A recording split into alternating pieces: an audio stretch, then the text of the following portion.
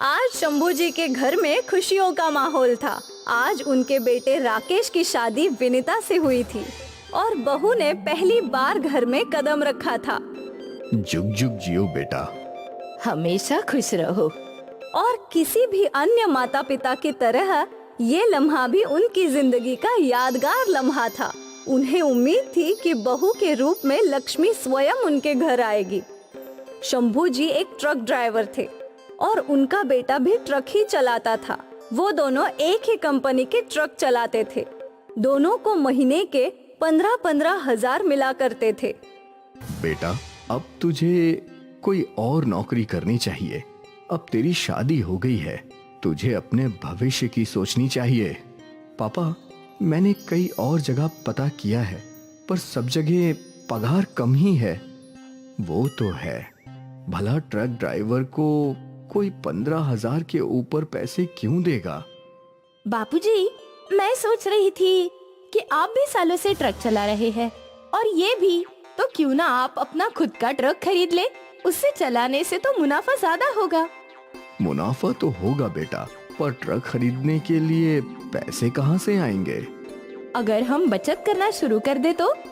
बिटिया, हम पहले से ही बचत कर रहे हैं और अब तक हमने 5 लाख रुपए बचा लिए हैं, पर ट्रक के डाउन पेमेंट में भी 10 लाख रुपए लगते हैं। इतना बचत करने में तो कई और बरस लग जाएंगे। बाबूजी, अगर 5 लाख रुपयों का इंतजाम हो जाए तो? इतने पैसे कहाँ से आएंगे? विनीता दौड़ के अपने कमरे में गई और अपने सारे गहने लेकर लौटी। अरे बिटिया, ये तो तुम्हारे गहने हैं, तुम्हारे पिताजी ने तुम्हें दिए हैं। हम इनसे ट्रक नहीं खरीद सकते। क्यों बाबूजी, मैं भी तो आपकी बेटी हूँ और मैं चाहती हूँ कि हमारे परिवार का भला हो। इसमें गलत ही क्या है बाबूजी? तेरी सोच अच्छी है बेटा, पर मैं ये गहने नहीं ले सकता। अरे जानकी, अब तू ही अपनी बहू को समझा। जानकी आगे आई और उसने अपने सारे गहने भी विनीता के हाथ में रख दिए। बहू सही कह रही है, ये गहने वैसे भी हमारे गलों में लटकते रहते हैं। अगर इन्हें गिरवी रखकर आप दोनों ट्रक खरीद सकते हो तो इसमें बुराई क्या है? पर माँ, बेटा, जब तुम्हें मुनाफा होने लगेगा तब तुम ये गहने छुड़वा लेना। इतना मत सोचिए, बहू सही कह रही है, ये गहने ही तो है। भला ये हमारे परिवार की उन्नति से ज्यादा है। अब शंभू को विनीता और जानकी की बात माननी ही पड़ी। उसने वो गहने ले लिए और उन्हें गिरवी रखकर शंभू और राकेश ने ट्रक का डाउन पेमेंट दे दिया। विनीता ने नए ट्रक की पूजा की। शंभू आज बहुत खुश थे। वो कितने सालों से ये सपना देख रहे थे कि उनका खुद का ट्रक होगा। आज वो सपना पूरा हुआ। शंभू जी ने अपना ट्रक उसी कंपनी में कॉन्ट्रैक्ट पर चढ़ा दिया। पहले उन्हें पगार 15,000 मिलती थी, पर अब ट्रक का भाड़ा उन्हें 1 लाख रुपए मिला। बेटा, ट्रक की EMI 45,000 है। हमारे घर का खर्चा 20,000। ये बचे हुए पैसे तुम सोनार को दे आओ। जी। हर महीने राकेश सोनार को 45,000 रुपए देने लगा। उनके घर पर सब कुछ ठीक चल रहा था। शंभू दिन में ट्रक चलाते तो राकेश रात में। ऐसा करके मिल बांटकर दोनों बाप बेटे काम कर रहे थे। ऐसा करते करते 11 महीने बीत गए। शंभू ने अपनी बीवी और बहू के गहने छुड़वा लिए। ये लो बिटिया, तुम्हारे गहने। अरे, ये तो इतने जल्दी वापस आ गए। और पता है विनीता, अगले महीने से हमारे पास हर महीने 55,000 की आमदनी होगी। ये तो बहुत अच्छा है। पर बाबूजी, मैं सोच रही हूँ हमारे पास जो एक्स्ट्रा पैसे हैं, क्यों ना हम उसे ट्रक का लोन देने में ही इस्तेमाल करें। इससे ट्रक का लोन भी जल्दी से जल्द पूरा हो जाएगा। बात तो तुम्हारी 16 आने सही है बेटा, तुम बहुत ही समझदार हो। अगले महीने से शंभू जी ने ट्रक के लोन में ज्यादा पैसे भरने शुरू कर दिया। ऐसे देखते ही देखते 1 साल बीत गया। ट्रक का पूरा लोन खत्म हो गया। सोचा नहीं था कि इतनी जल्दी हम ट्रक का लोन खत्म कर पाएंगे। बिटिया, ये सब तुम्हारी समझदारी से हुआ है। बाबूजी, मेरे पास एक और आइडिया है। कैसा आइडिया? अब जब हमारे पास हर महीने 80,000 ज्यादा है तो क्यों ना हम और एक ट्रक खरीद ले। हाँ, शंभू को ये आइडिया भी पसंद आया। कुछ दिनों बाद शंभू ने दूसरा ट्रक खरीदा। इसे भी गोडाउन में कॉन्ट्रैक्ट पर लगा दिया। अब वो महीने के 2 लाख रुपए कमा रहा था, जिसमें से 1.5 लाख वो नए ट्रक की लोन में दे रहा था। अरे बिटिया, हमको ये बताओ, तुम्हारे दिमाग में आइडिया आता कहाँ से है? अब ये तो हमको भी पता नहीं है बाबूजी। राकेश का भाग्य अच्छा है कि उसे तुम जैसी जीवन साथी मिली है। तुम साक्षात लक्ष्मी हो, लक्ष्मी। अगले कुछ महीनों में शंभू जी ने एक बंगला खरीद लिया। अब उनके कई ट्रक थे। अब वो कोई मामूली ड्राइवर नहीं बल्कि एक ट्रक ट्रांसपोर्ट कंपनी के मालिक थे। अरे बाबूजी, आप ऑफिस जाते जाते मुझे छोड़ देंगे क्या? अरे बिटिया, पर मैं तो ऑफिस भी ट्रक में ही जाता हूँ। तू बाजार ट्रक में गई तो लोग हंसेंगे। हंसेंगे तो हंसने दो। जब आप ट्रक में ऑफिस जा सकते हैं तो मैं ट्रक में बाजार क्यों नहीं जा सकती बाबूजी? और ज्यादा से ज्यादा लोग क्या बोलेंगे कि ट्रक कंपनी के मालिक की बहू ट्रक में सब्जियां खरीदती है ना, और मैं क्यों ना खरीदूं? इतने सारे ट्रक है हमारे।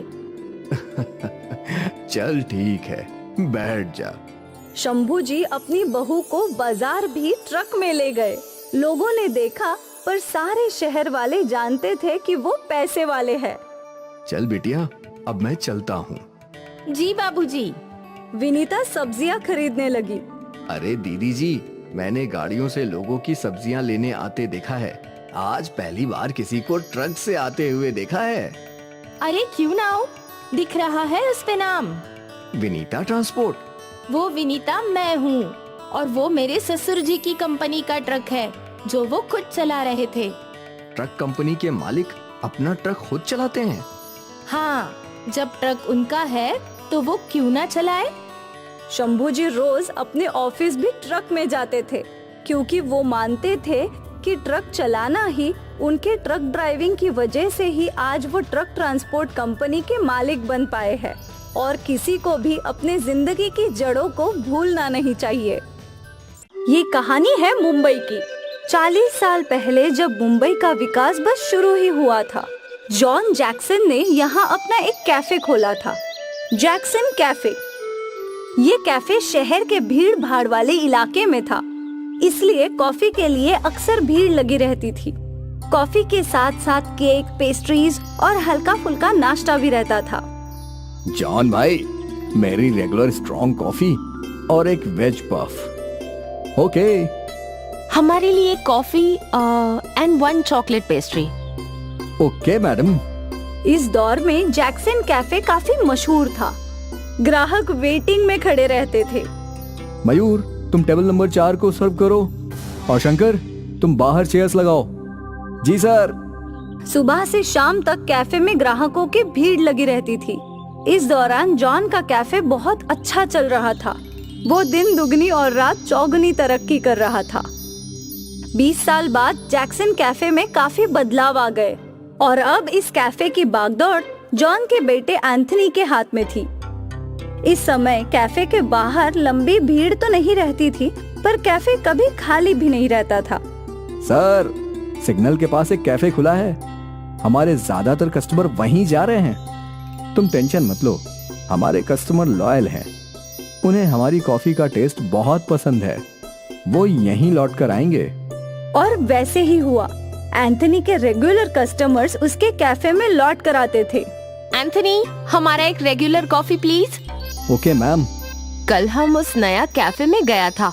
बहुत ही बकवास टेस्ट है उनकी कॉफी का। उनको तो कॉफी बनाना भी नहीं आता। एंथनी, तुम्हारा coffee taste so good. Thank you ma'am. Your coffee. जब एंथनी कैफे चलता था तब कई कैफे खुले, पर एंथनी का कैफे फिर भी चलता रहा, क्योंकि उसके कस्टमर्स को उसके हाथ की कॉफी ही पसंद थी।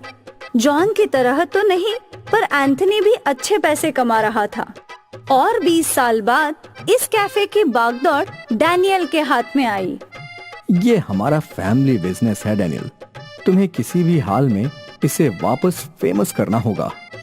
यस सन। जब मैं इस कैफे को स्टार्ट किया था तो लोग बाहर वेट करते थे, पर अब टाइम के साथ सब कुछ चेंज हो गया है। अब तो इस कैफे में कोई आता ही नहीं। आई नो दादाजी, हमें कैफे में बदलाव करना पड़ेगा। हाँ, मेरे टाइम में इस पूरे एरिया में बस हमारा ही कैफे था। It was new then. और हमारी कॉफी और स्नैक्स का टेस्ट भी यूनिक था। उस टाइम में वेज पॉप्स बस हमारे कैफे में ही मिलते थे। तुम्हें भी कुछ ऐसा ही यूनिक करना चाहिए। मैंने भी कैफे में पिज्जा स्टार्ट किया था यही सोच के, पर अब मुंबई में इतने सारे पिज्जा पार्लर हैं कि हमारे पिज्जा का आइडिया वर्क नहीं किया। सो जो भी करो सोच समझ के करना। Anthony, I don't agree with you. Daniel, तुम कुछ नया ट्राई करो। ठीक है दादाजी, गिव मी सम टाइम। मुझे यकीन है कि मैं जैक्सन कैफे को वापस पॉपुलर कर सकता हूँ। और अब डैनियल ने रिसर्च करना स्टार्ट कर दिया। पहले तो मुझे कैफे का इंटीरियर चेंज करना होगा। नेक्स्ट, प्राइसेस ऐसे हैं तो नॉर्मल लोग अफोर्ड कर पाएंगे। और देन मुझे कुछ यूनिक लॉन्च करना है, पर क्या ये सोचना है।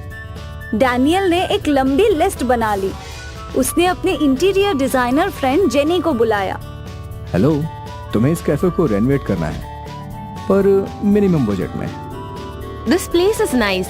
यहाँ ऑलरेडी इतने सारे एंटिक्स हैं। बस ब्राइट कलर्स और रिपेयर वर्क की जरूरत है, और थोड़ी लाइट्स की भी। ग्रेट, तो काम स्टार्ट करते हैं। जेनी ने अगले दिन से काम स्टार्ट कर दिया। खाली खाली दीवारों पर रंगीन पेंटिंग कर दी और सारे कैफे के फर्नीचर को नई तरीके से अरेंज किया, और एक हफ्ते में पूरा कैफे चेंज हो गया। नाइस, अब तो बहुत अच्छा लग रहा है। आई होप अब कस्टमर आएंगे। जरूर आएंगे। क्या हम नाम बदल सकते हैं? नहीं। क्या हम बस 3.0 ऐड कर सकते हैं? मतलब? Jackson's 3.0 cafe. Yes, that's a great idea. Finally Jackson's cafe का बोर्ड चेंज हो गया। अब डैनियल तैयार था कैफे को शुरू करने के लिए। कैफे बाहर से बहुत ही आकर्षक दिख रहा था, इसलिए यंगस्टर्स आकर्षित होने लगे। डैनियल ने हर वो स्नैक आइटम बेचना स्टार्ट कर दिया जो आजकल के यंगस्टर्स खाते थे। एक फ्रेंच फ्राइज और 2 बर्गर। हमारे लिए एक चिकन पिज्जा। Okay sir. शुरू में काफी कस्टमर्स आने लगे। कॉलेज जाने वाले बच्चे कैफे में आकर तस्वीरें खींचते और उन्हें सोशल मीडिया पर पोस्ट भी करते थे। ये देखकर डैनियल खुश था। उसका खानदानी कैफे एक बार फिर पॉपुलर हो रहा था, पर समय के साथ ग्राहक आना कम हो गया। अब धीरे धीरे कैफे खाली रहने लगा। अब डैनियल परेशान हो गया। ऐसे तो मैं वर्कर्स की पगार तक नहीं निकाल पाऊंगा। मुझे कुछ तो करना ही पड़ेगा। उस दिन वो परेशान ही घर पहुंचा। क्या हुआ? इतनी चिंता में क्यों हो? दादाजी, कैफे का सेल बहुत गिर चुका है। लॉस में आ चुका हूँ। समझ में नहीं आ रहा है कि क्या करूं। कुछ नया सोचो। ऐसी कोई डिश जिसे खाने के लिए कस्टमर्स तुम्हारे पास ही आए। Something unique. दादाजी का ये मशवरा डैनियल को सही लग रहा था। वो इंटरनेट पे ढूंढने लगा कि वो क्या नई डिश बेच सकता है। बर्गर्स, पिज्जा, फ्राइज तो वो ऑलरेडी बेच रहा था। तभी उसका ध्यान काले पिज्जे पर गया। काला पिज्जा बिल्कुल अलग था। डैनियल को काले पिज्जे का आइडिया अच्छा लगा। अगले ही दिन डैनियल ने कैफे में काला पिज्जा बनाया। देखने में तो ये काला है, पर स्वाद में बहुत अच्छा है। डैनियल को अपना यूनिक आइडिया मिल गया। उसने कैफे के बाहर बड़े बड़े पोस्टर्स लगा दिए ब्लैक पिज्जा के, और एक बार फिर भीड़ उमड़ पड़ी। एक ब्लैक पिज्जा। मुझे भी। हमें भी एक ब्लैक पिज्जा। डैनियल का ब्लैक पिज्जा आते ही मशहूर हो गया। सोशल मीडिया पे पिज्जा वायरल हो गया और उसके कैफे के बाहर काला पिज्जा खाने के लिए लंबी लंबी कतार लगने लगी। डैनियल ने कई और लोगों को काम पर रख लिया। एक बड़ी पिज्जा कंपनी वाले डैनियल के पास आए। हम चाहते हैं कि आप अपनी ब्लैक पिज्जा की रेसिपी हमें बेच दें। हम आपको करोड़ों रुपए देंगे। मेरी एक शर्त है। कैसी शर्त? आप ब्लैक पिज्जा मुंबई के किसी भी पार्लर में नहीं बेचेंगे। मुंबई के बाहर आप बेच सकते हैं। जैक्सन ने पिज्जा कंपनी के साथ कॉन्ट्रैक्ट साइन कर लिया। उसे अपनी रेसिपी के लिए करोड़ों रुपए मिल गए। जैक्सन का स्पेशल काला पिज्जा मुंबई में बस उसी के कैफे में मिलता था, जिसे खाने के लिए लोग लंबी कतार लगाते हैं। डैनियल ने एक तीर से 2 निशाने साधे थे। एक अपने कैफे को यूनिक बनाया और दूसरा अपनी रेसिपी के लिए करोड़ों कमा लिए। जॉन और एंथनी को डैनियल पर गर्व था। जैक्सन कैफे का काला पिज्जा न्यूज़पेपर की हेडलाइन बन गई थी।